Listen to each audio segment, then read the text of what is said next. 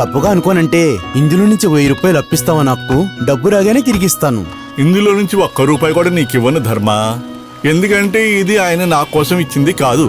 మోహన్ గారు సాయంత్రం పేకాట ఆడటానికి వచ్చినప్పుడు ఈ డబ్బు తీసుకుని నా కొడుకు అక్కడ ఉండి తీరాలి. వాడి చేతిలో నుంచే సారు డబ్బులు తీసుకున్న తర్వాతే ఆట ఆడతారు. నా కొడుకు హస్తవాసి మంచిదని ఆయన నమ్మకం.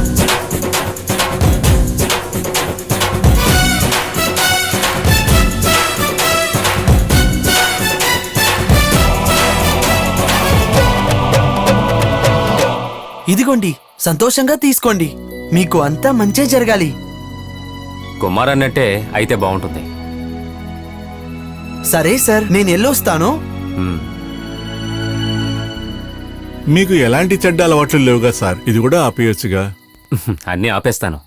ఈ క్లబ్ని ఎలాగో మూసేస్తున్నాను కదా, హోటల్ మొదలు పెడతానుగా. మోహన్ సార్, ఆ?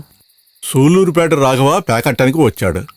అతను ఆటలో మోసం చేస్తాడు. పేకాట్లో డబ్బులు పోతే పిచ్చోడైపోతారు. జాగ్రత్తగా ఉండండి.